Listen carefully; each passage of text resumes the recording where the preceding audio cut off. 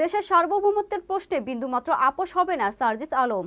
লালমনিরহাটে এক পথসভায় নাগরিক পার্টির মুখ্য সংগঠক সার্জিস আলম বলেন, এখন পর্যন্ত ভারতের যে আচরণ বাংলাদেশের সঙ্গে তা সন্তোষজনক নয়।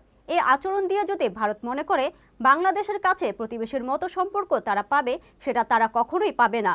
লালমনিরহাট জেলা প্রতিনিধি একরামুল হক একরাম আইটিভি বাংলাকে জানিয়েছেন, লালমনিরহাটে বৃহস্পতিবার পাটগ্রাম, হাতীবান্ধা, কালীগঞ্জ, আদিতমারি সহ প্রতিটি থানায় পথযাত্রা শেষে রাত ৮টায় লালমনিরহাট শহরে মিশন মোড়ে এক পথসভায় তিনি এসব কথা বলেন। সার্জিস আলম বলেন, ২৪-এর গণঅভ্যুত্থানে রক্তাক্ত করা হয়েছে, যারা নির্দেশ দিয়েছে সেই খুনি হাসিনাকে ভারত আশ্রয় দিয়েছে।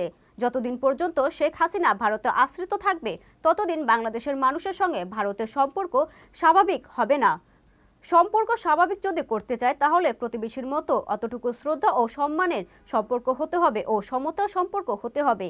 আগের মতো ওই রকম দাসত্বের সম্পর্ক আর বাংলাদেশের মানুষ মানবে না।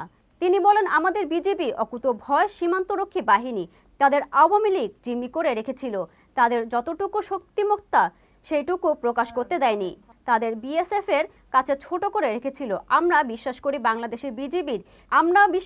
বাংলাদেশের বিজেপির সেই রকম সক্ষমতা আছে পৃথিবীর যে কোনো সীমান্তরক্ষী বাহিনীর সঙ্গে টেক্কা দেওয়ার। সক্ষমতা মানে শুধু অস্ত্রের সক্ষমতা নয়, কলিজার ক্ষমতাও থাকতে হবে।